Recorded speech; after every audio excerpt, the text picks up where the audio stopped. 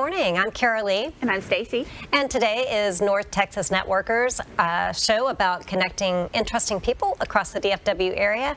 And it's sponsored by Willow Bend Mortgage with Craig Schrank. Welcome. Welcome. We're glad to have a special guest today. In fact, he spent 12 years playing professional basketball. He was one of the Fab Five, if you might know who that is, out of Michigan a few years ago. He also is a Planoite. And today we're going to talk about basketball, DJing, who his favorite sports are, and what else did we mention? All kinds of stuff that comes up to mind, so we'll jump into it. Chocolate cake. Chocolate cake. Chocolate cake. So don't leave is what we're trying to say. We're excited to have Jimmy King here today, and so just thank you so much for being with us. We're glad that Thanks you're for having here. me. Thanks for having me. Thank you. Thank you. It was good to be back in the Dallas area. I love it. Where I could come outside and the sun is shining and it's warm. It's warm. It's not freezing cold. Yeah. So he was still living in Michigan until just about how long ago? Just over a year ago, I came back during the pandemic, and just, while everybody was sitting down, and I haven't spent much time with my friends and family because I've been gone for 30 years since I left high school. So once I got back here, the weather, just the food, the people, the camaraderie, I miss it. So I think I'm going to make the move permanently back. Back home. Well, so tell us a little bit about you growing up. So originally you were from where? Originally, I'm from South Bend, Indiana, but we moved down here when I was 5 years old. So I grew up in Plano. Okay. Graduated from? Plano East, graduated from Plano East.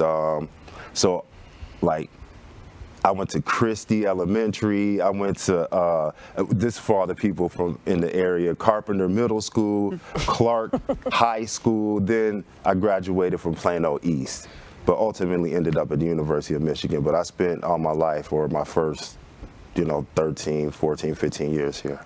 Well, tell us a little bit about your family now. You've got three grown kids, almost, right? Yes, I got, hold on, let me get this right. I got a 25-year-old, a 20-year-old, and an 18-year-old. So my 25-year-old actually works with me in my company, True Champions.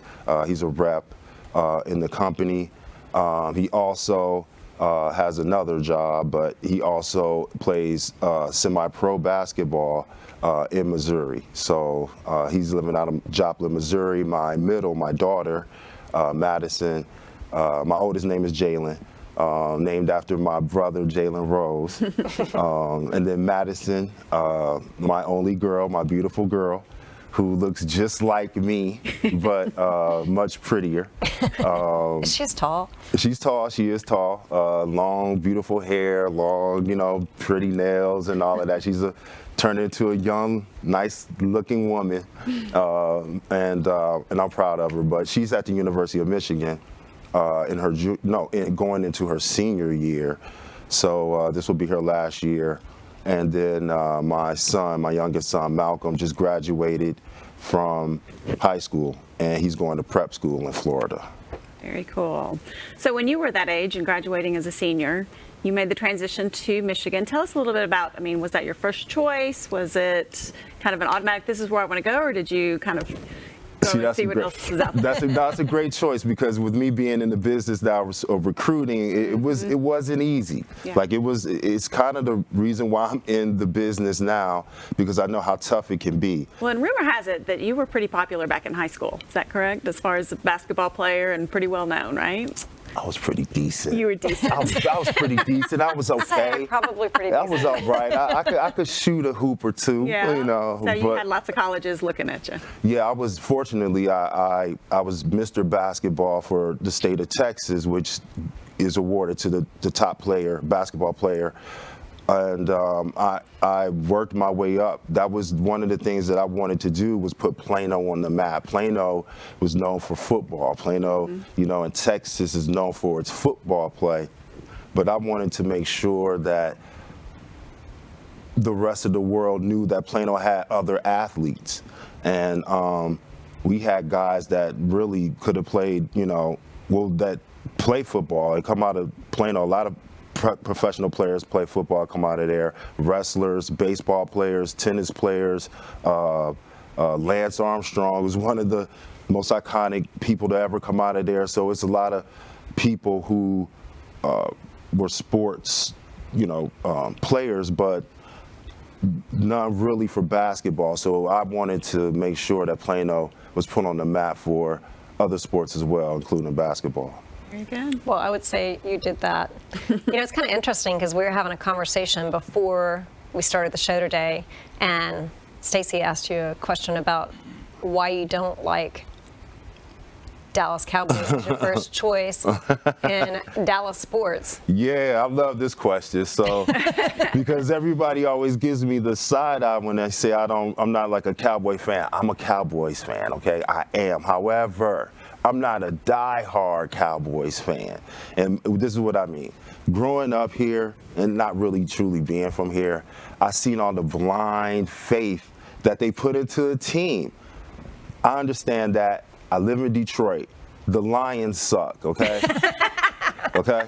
They're going on record. That's who I've been cheering for the past 30 years, all right? So we pray to make the playoffs, so I get it. However, as Detroiters, a little bit more objective when it comes to, being critical about the team. That's the only reason why. And so I love to be the guy that comes to the party and ruffle feathers while they're cheering for their team, because I know how it is as a Lions fan.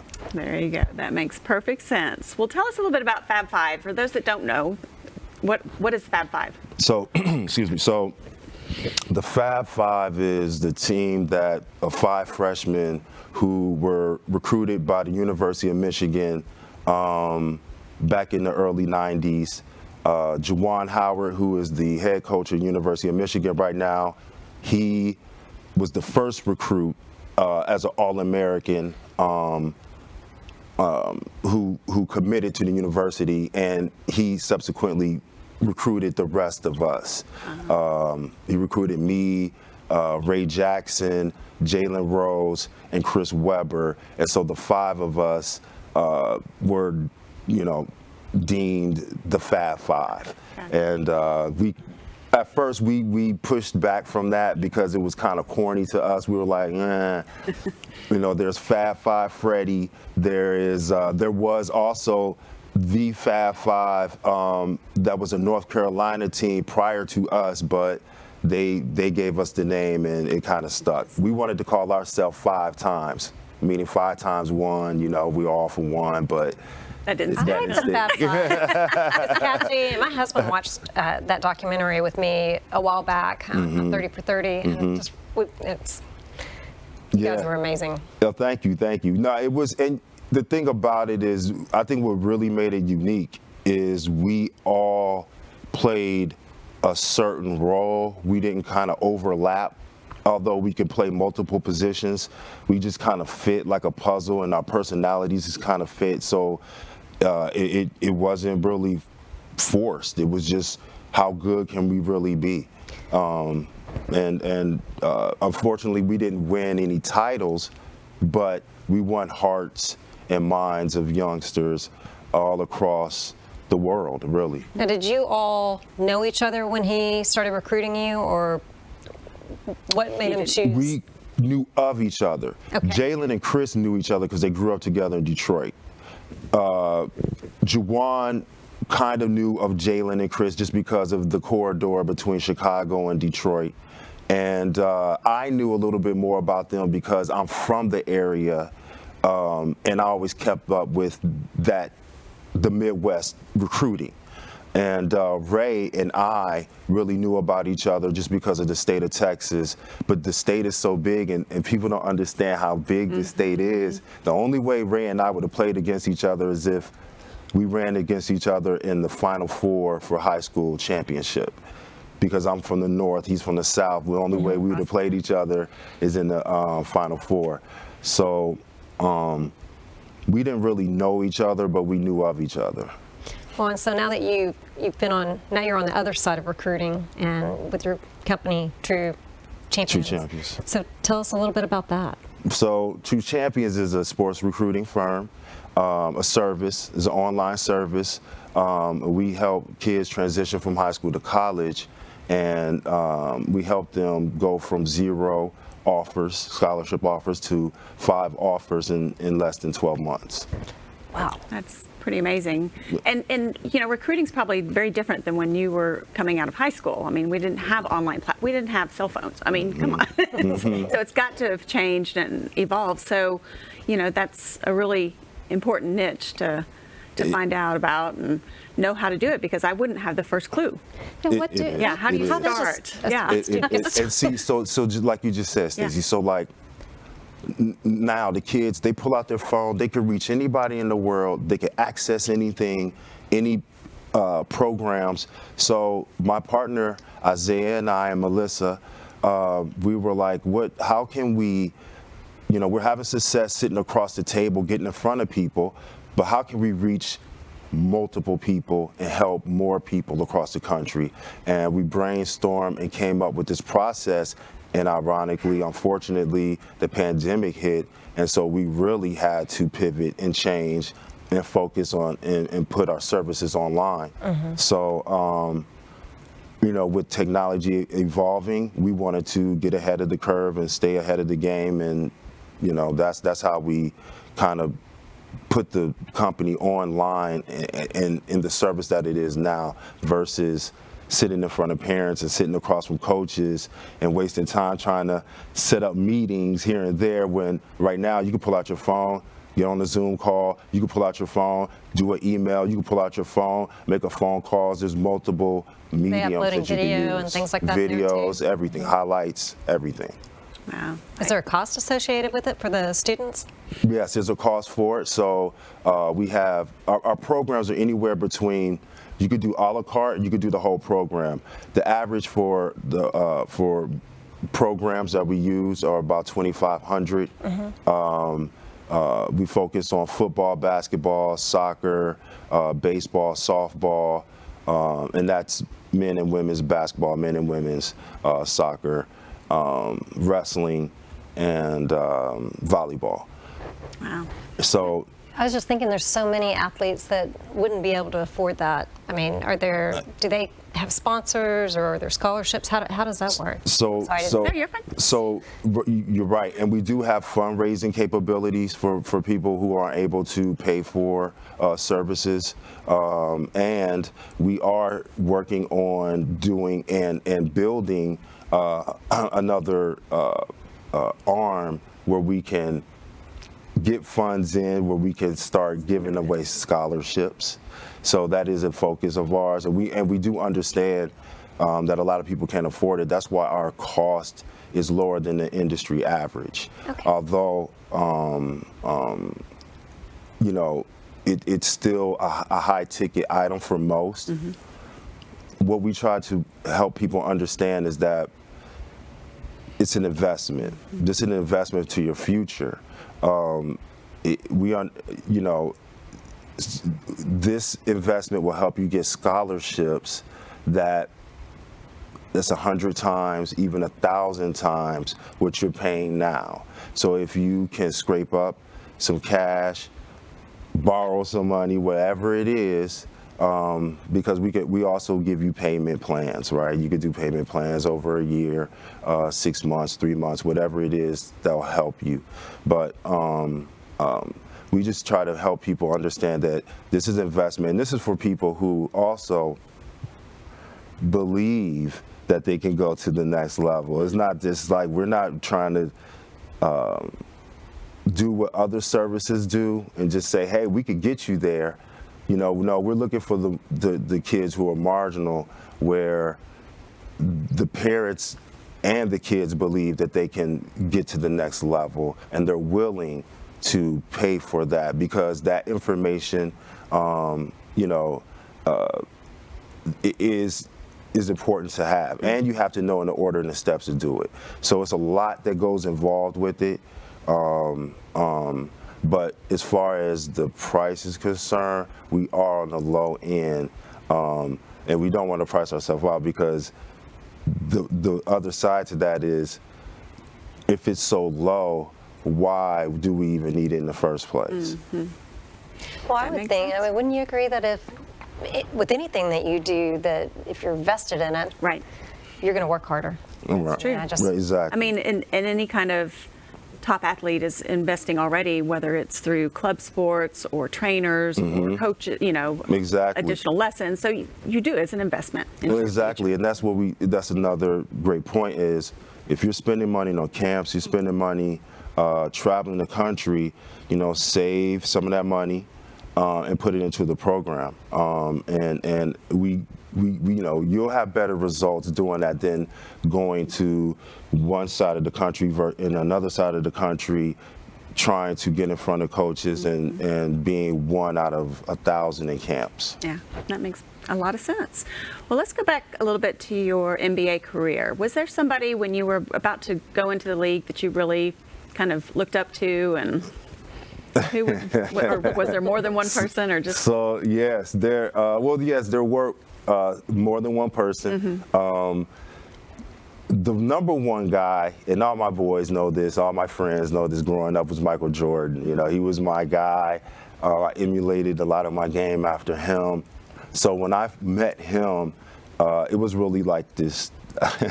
I was like this little boy in a candy store, just busting out my seams, like, oh, this is my idol. And he threw me back to reality so quick. He shook my hand, and I really walked up to him, and I was like, hi, Mr. Jordan, Jimmy King. He just looked at me. He was like, I know who you are. And I was like, oh, God. that's pretty cool. I got it, but it was cool. But at the same time, it was like a smack across the face. Like, what are you doing? Like, act normal, because I literally was just like, hey, Mr. Jordan, like that. He was like, Your fanboy. yeah, he was like, fool, what's wrong with you? But yeah, and another one, and I had the opportunity to play with him as well as Reggie Miller. I spent a little time with the Pacers. And I said that as a professional, I tried to beat him in the gym every morning. And I don't care what time it was. It was 5 in the morning. I'll be there at 5 in the morning. He was always there. And that surprised me. I could not beat him to the gym. I could not outwork him. But growing up, I had a different view on him until I actually played with him. So he's another guy I Very respect. cool. Well, so I'm sure you've seen a lot of things on the court. What would you think is just the craziest thing that happened on the court? Okay, now, I know y'all hear these stories, and they're true. So you got to be pretty thick-skinned, because they'll talk about your mother, they'll talk about your wife, they'll go there. So I don't have a story about that level, although I've heard a lot of it, back and forth. I've never experienced that, but what I did experience is in college, we played our rival, Michigan State, at Michigan State, and well, let me back up. Let me tell you what happened prior. So when we were coming out the tunnel, they were throwing things at us and spitting on us. Okay, so we went back to our high school days where that's totally disrespect. We're not gonna let people do that to us. We ran in the stands and handled our business. We got back into the locker room. This is prior to the game starting. Coach Fisher chewed us out, told us we can't react that way, we can't do it. We're like, okay, Fish, whatever. We go back on the court, we play the game, we win. After the game, we act like we were, how can I say this?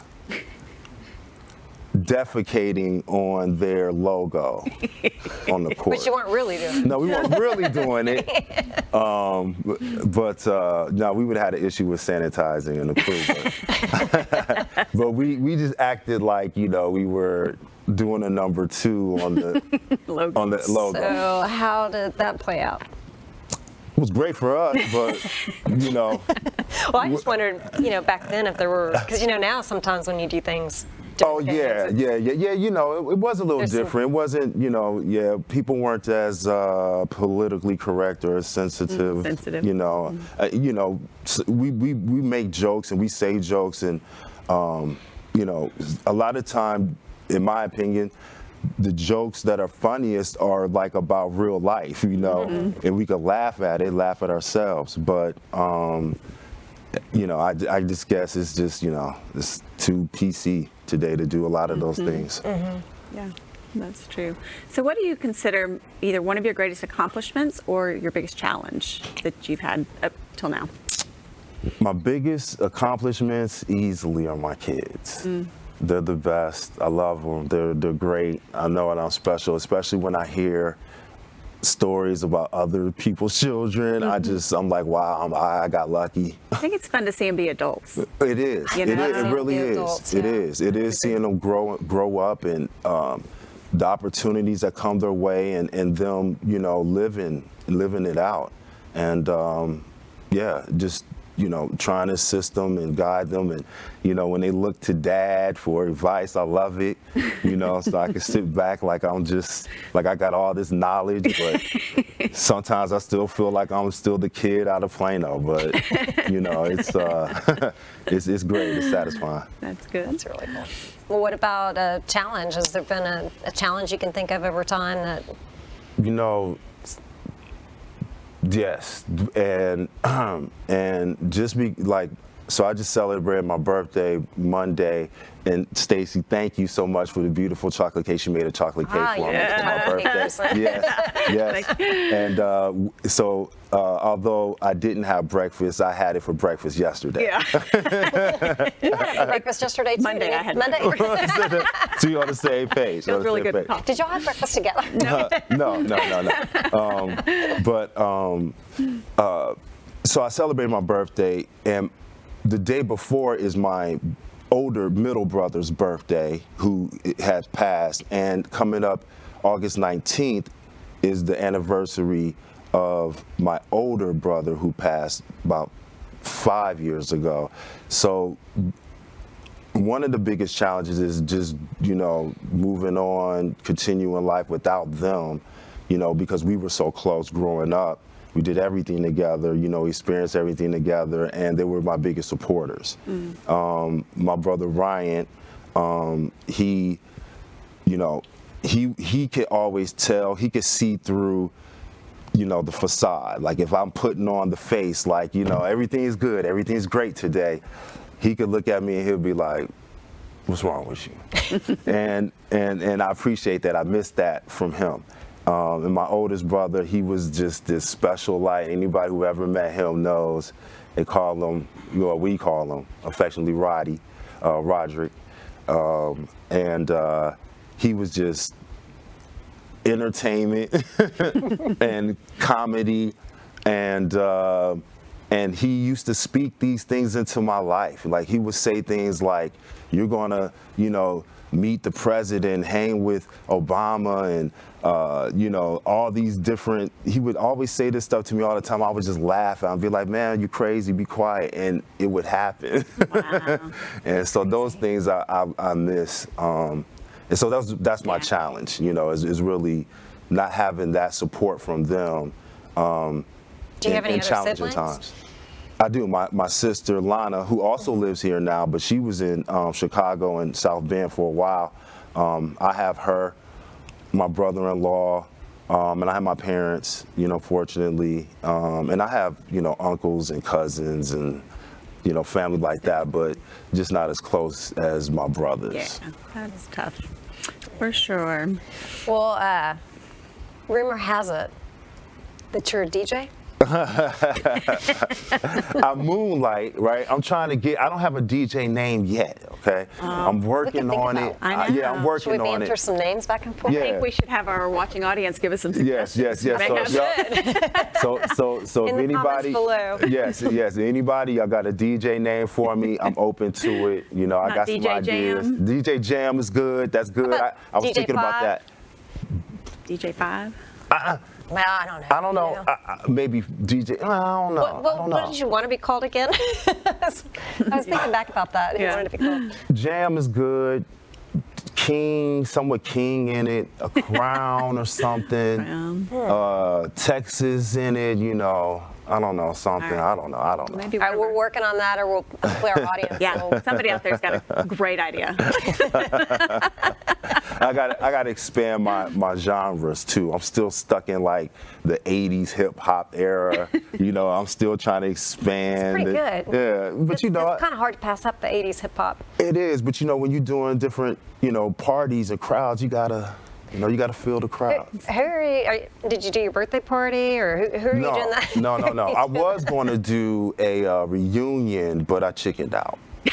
So you haven't actually done your cold live. feet. You haven't Yeah, done no, your live not yet. performance yet. Not First- yet. I still got to practice. That would be fun. Fun. We should have you do our client appreciation this year. What? I'll do it. I'll You will? You practice. won't chicken Hold on. out? Give me the day. How many days I got? A month. You So I tell us got- how many days we need. We haven't planned it yet. You haven't planned it yet? I need 21 days, 3 weeks. That's it. Okay. All right. Okay, we need longer than that perfect- for our event schedule. Yes, we will be on it. So you played overseas as well. Mm-hmm. What was some of the countries where you were, and is there some highlight that stood out overseas? I played in Venezuela.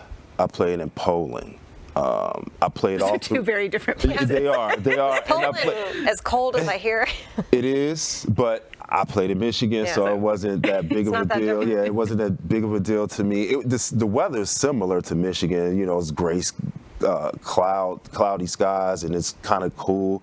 But the one thing that I could say, especially about Poland, is that if you're looking for obviously American food or something similar, it's not. You have to adapt to the culture, and the quicker you adapt, the better you are. So what was your favorite food there? They would make me this.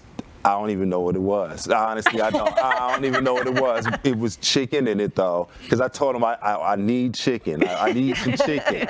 And No strange foods. yeah. So, but it was Unidentifiable. like a fried. I can't even explain it to you. It was just fried like a fillet. Like a schnitzel. It really wasn't nothing to it, but it was great. And let me give you another one. Italy, Rome. Oh. Okay, now wait a minute. I walked into this restaurant and I sat down. Of course, the whole menu was in Italian, so they're looking at me, right? It's like a mom and pop shop. It's like this hole in the wall. They're looking at me like he doesn't know what he wants. So they walk over. They literally take the menu from me and they say, "We know what you want."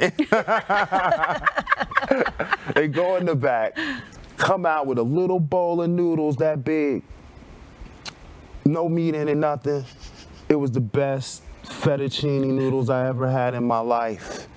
And that's all did they it was. give you some more? It was. That's all I needed. It was a bowl that big. That's what I said. It filled me right up. I was like, wow, they knew it. That's so weird about Italy, because I mean, obviously, when you get Italian food in Texas, it's just gigantic. Yeah. And so my son took just a short 5-6 day trip to Italy when he was in college. A group of them found some way to get over there, and he was just really surprised at how different the food really is Yep. and how small the portions were. Small portions, everything. The rooms are small. Streets are very narrow. Like I don't even know how you drive down the streets with like they're literally just like this much space in between cars. I mean, not on the main roads, but side roads. It's different. It's nice though. Venezuela, the difference there. It's more of the haves and have-nots. So it's culturally, a little different. Where it's like, you're in the city, but then outside the city, it's like the slums, and they advise you not to go outside of certain areas. But Wow. of course, me Had to being, do well, I'm there. That's what I'm there for, to experience new things. So I went everywhere, and it was unique. It was different. Imagine someone walks up with your height.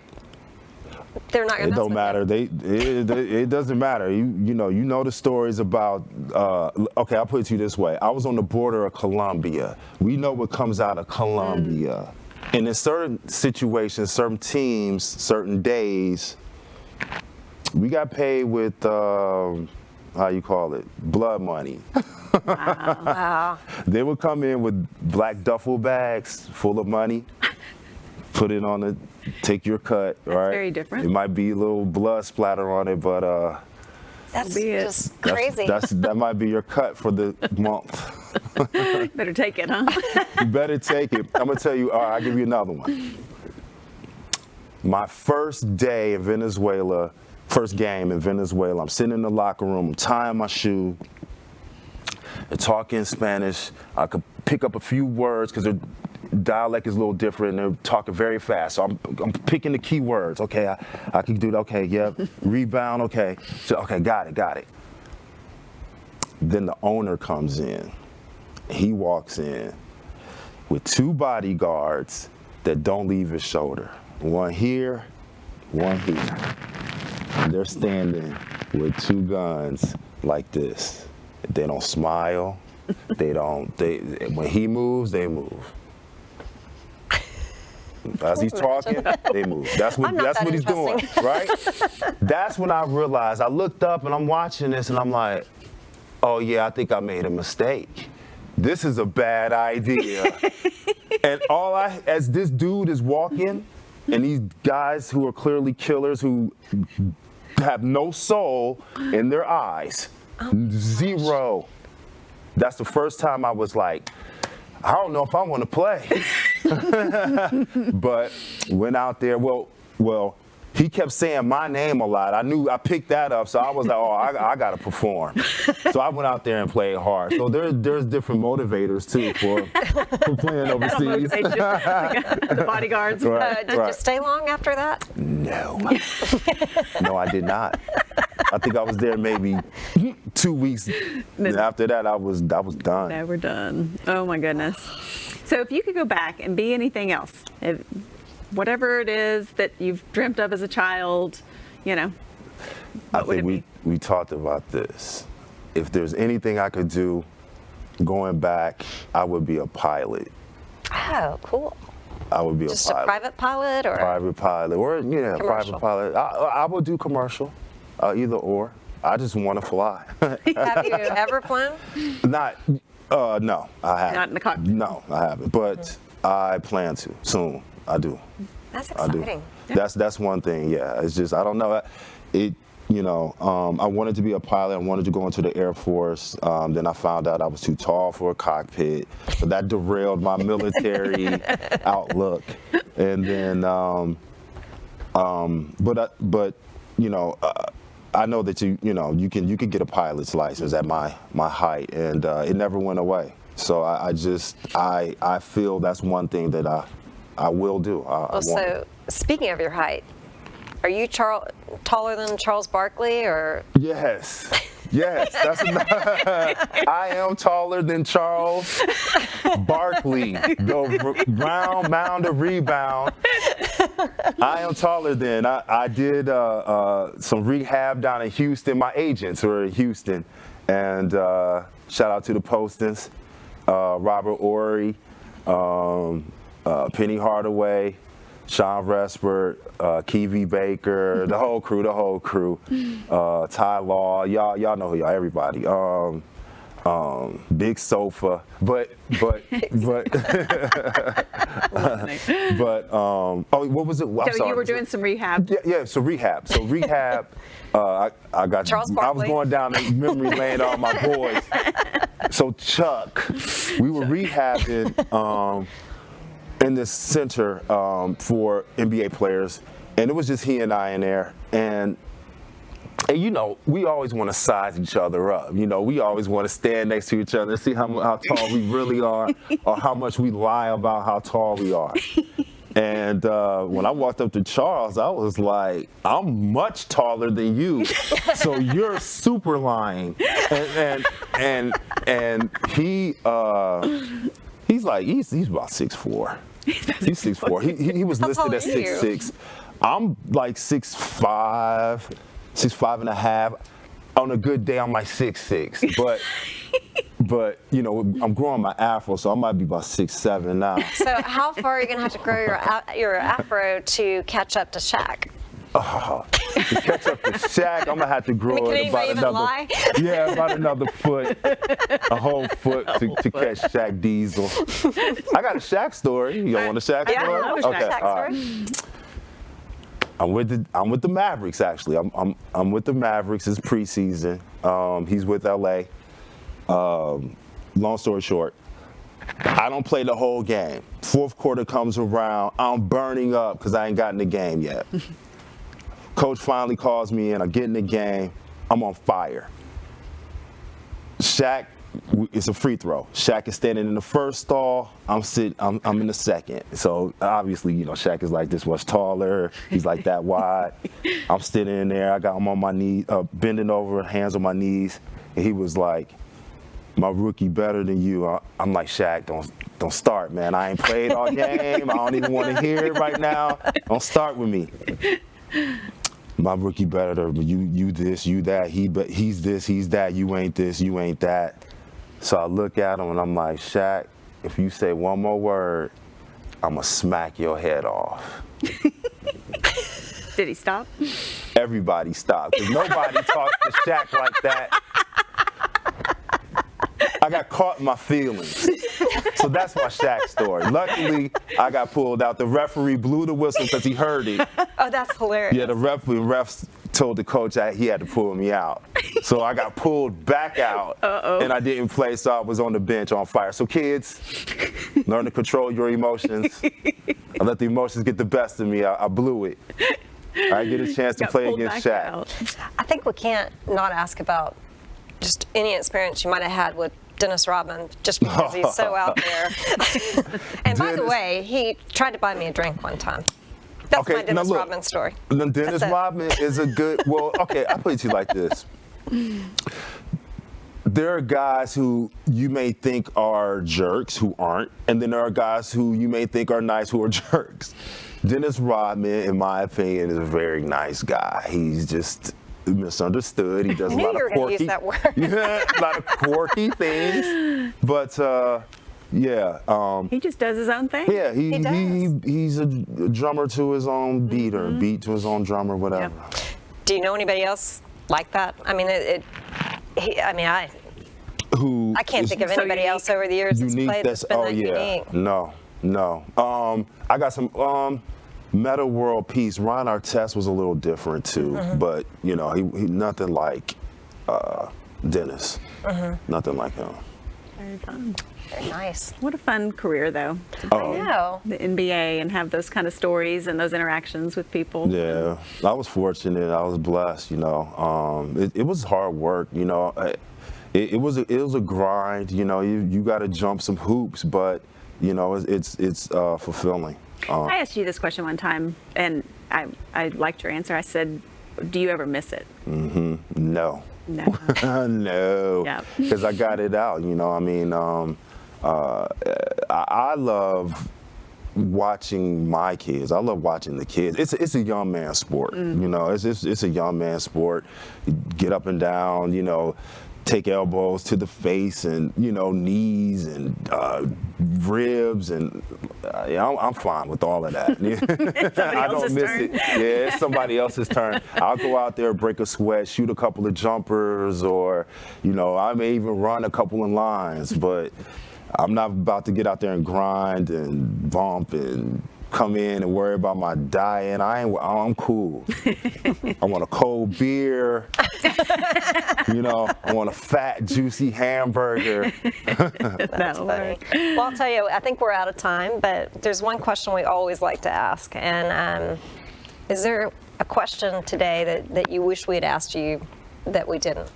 No, y'all had some great ones. No, not really. Y'all even the cowboy ones, that was good because that's you know I love to you know to give it to let's see. That's what, I got one. Here's one for all you Dallasites. Back in the day, there was this rumor about me being the Mavs man. So let me go ahead and get this clear and straight since we're in Dallas.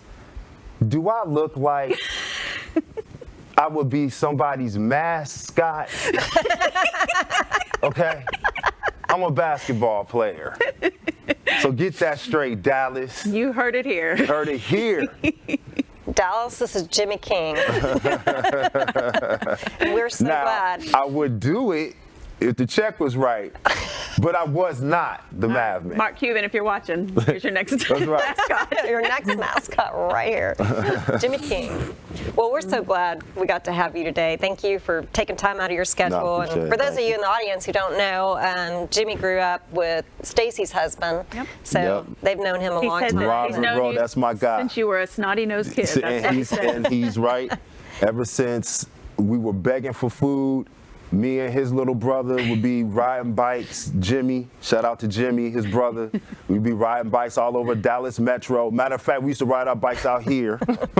Then we would come back home, and Ro and Rob would have to share his dinner with me and Jimmy and Tim.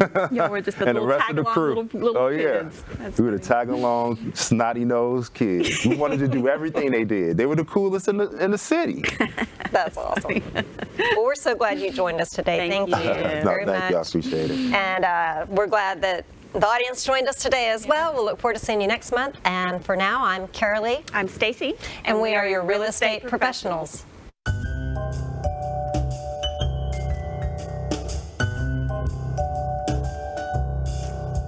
Thank you for joining us on North Texas Networkers. Visit our website, mariposagroupdfw.com. That's MARIPOSA Group DFW.com for more information about the show and other resources. I'm Carolee, And I'm Stacy. and we are your real estate professionals.